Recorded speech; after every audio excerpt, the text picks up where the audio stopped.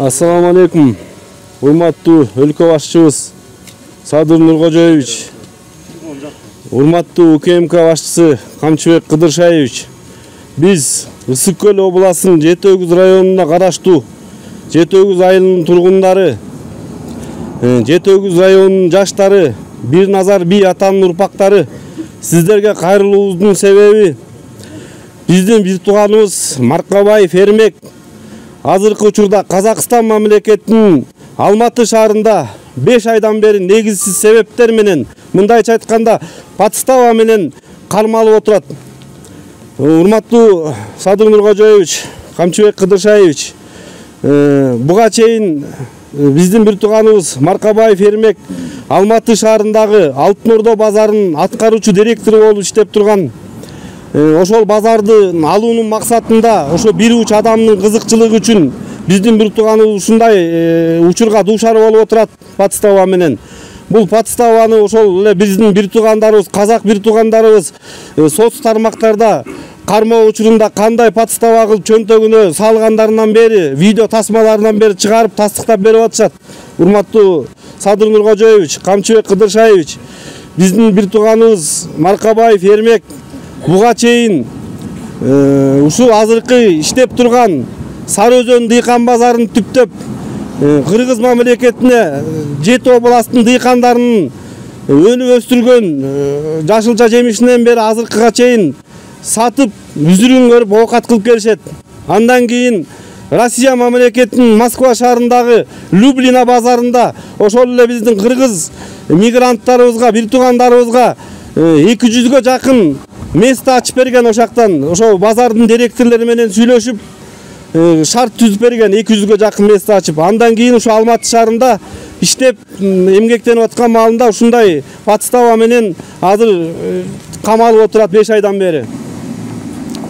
Урматтуу Садыр Нуркожоевич, Камчыбек Кыдыршаевич, буга чейин биздин бир тууганыбыз Маркабаев Эрмек ушул иштеп турган маалында биздин кыргыз өлкөбүзгө, ушу биздин элибизге кылган жардамдары, пандемия убагындагы ушу Кыргызстаныбызга кылган эмгектерин, жардамдарын медицина тармагына, билим берүү тармагына, спорт жагына, ушу жаштарыбызды колдоп, чет мамлекеттерге демөөрчүлүктөрүн көргөзүп келген ушу биздин агабыз.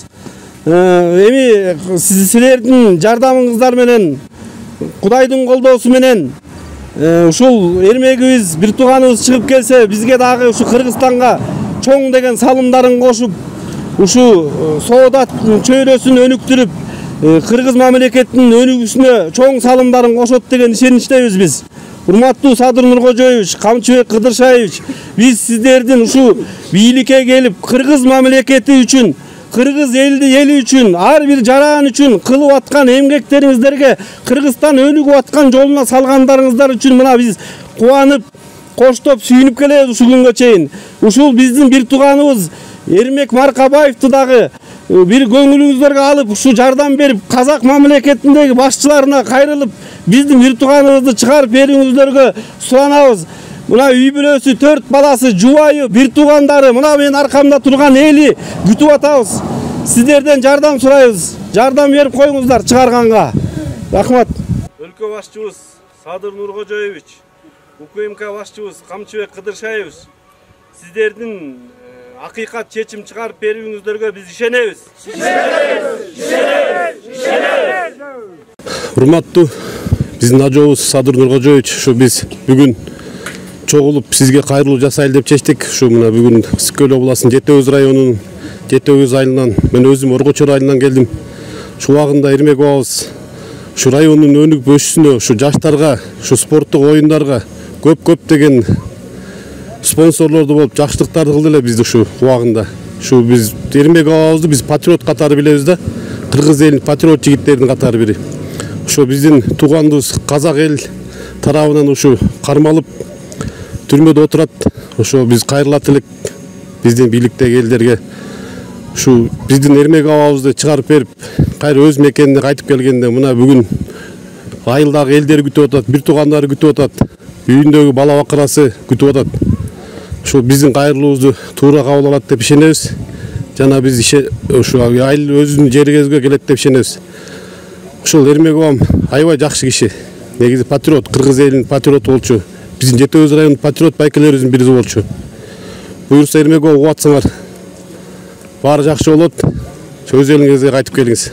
Өлкө башчыбыз Садыр Нуркожоевич, УКМК башчыбыз Камчыбек Кыдыршаевич, сиздердин акыйкат чечим чыгарып берүүңүздөргө биз ишенебиз.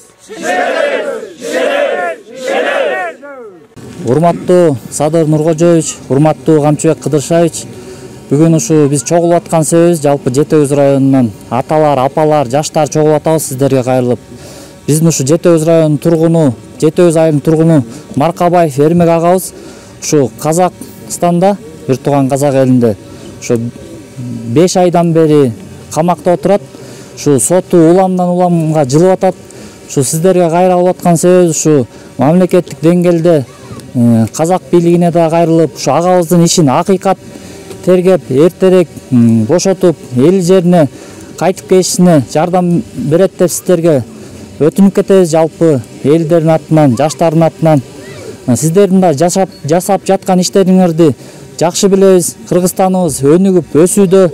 Ушу Эрмек абагыбыз да эл жерине келсе экен деп жалпы үй бүлөсү, эли жери күтүп атат. Сиздерге терең ишенебиз жардам берет деп. Өлкө башчыбыз Садыр Нуркожоевич, УКМК башчыбыз Камчыбек Кыдыршаевич, сиздердин акыйкат чечим чыгарып берүүңүздөргө биз ишенебиз.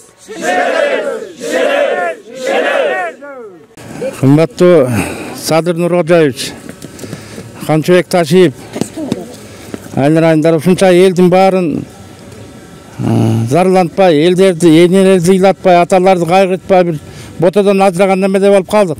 Ушу жардам берип койсоңуздар жакшы болот эле. Мына школга канча деген жардам берди, больницага да берип атат.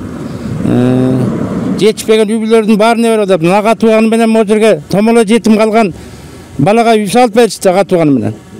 Ушул балага бир акыйкаттык бир жардам берип койсоңуздар, элдин баары зарлап атат. Мына монча элдин баары кайгырып атат. Жардам бериңиздер өтүнөм. Айнырайын Садыр Нуркожоевич, жардам берсең алтыным. Мына сүйлөбөй да калдык, кайгырып атып. Жардам берсеңиздер, монча кишинин баарын зарлантпай бир жардам бериңиз өтүнөбүз. Сиздин бир эле звоногуңуз керек болсо. Ага катар айтып коеюн. Кечирип коюңуз катуу кетсин. Өлкө башчыбыз Садыр Нуркожоевич, УКМК башчыбыз Камчыбек Кыдыршаевич, сиздердин акыйкат чечим чыгарып берүүңүздөргө биз ишенебиз. Мен Жете Өз айылынын тургуну, айылдык кеңештин депутаты аты жөнүм Эсенкулов Алмаз. Урматтуу президентибиз Садыр Нуркожоевич жана Кыргыз Республикасынын өкмөтүнүн башчысынын орун басары, укук коргоо органдарынын координатору Камчыбек Кыдыршаевич, сизге кайрылуубуздун себеби биздин Жете Өз айылынын тургуну Казакстанда ишкерлик менен алектенген Эрмек Маркабаев Карасаевич казак мамлекетинде ишкерлик кылып жүргөн жеринен атайын уюшулган кылмыш жоопкерчилигине тартылып, азыркы кезде камакта жатат. 5 айдан бери эч кандай жыйынтык чыгара алышпай, бул уюшулган ишин аягына чыгарбай жатат. Биз Жете Өз айылына эли ушунчалык чоң кайгыдабыз. Себеби дегенде Эрмек Карасаевич Жете Өз районуна, Ысык Көл облусуна көп жардамдарды берип келген. Пандемиянын убагында көптөгөн үй бүлөлөргө тамак аш жагынан, ооруканаларга медициналык каражат, аппаратуралардан жардам берген. Дары-дармек, витаминдерди камсыздап берген да. Андан тышкары Жете Өз айылында социалдык үй бүлөлөргө тамак аш жагынан, мектепке, ооруканага көптөгөн шарттарды түзүп берген. Окуучуларга китебинен бери мектептин ичиндеги окуучулар үчүн жасалган класстарды баардык заманбап техникалар менен камсыздап берген да, окуу шартын түзүп. Урматтуу Садыр Нуркожоевич, ушул Казакстан боордош мамлекети менен биздин мамлекет аркылуу, ички тышкы министерстволор аркылуу сүйлөшүп, биздин Эрмек Карасаевичке жардам берүүңүздөрдү суранабыз. Жана сиздерден чоң үмүт кылабыз.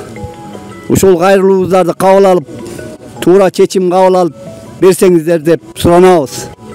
Сиздерге үмүтүбүз чоң. Өлкө башчыбыз Садыр Нуркожоевич, УКМК башчыбыз Камчыбек Кыдыршаевич, сиздердин акыйкат чечим чыгарып берүүңүздөргө биз ишенебиз.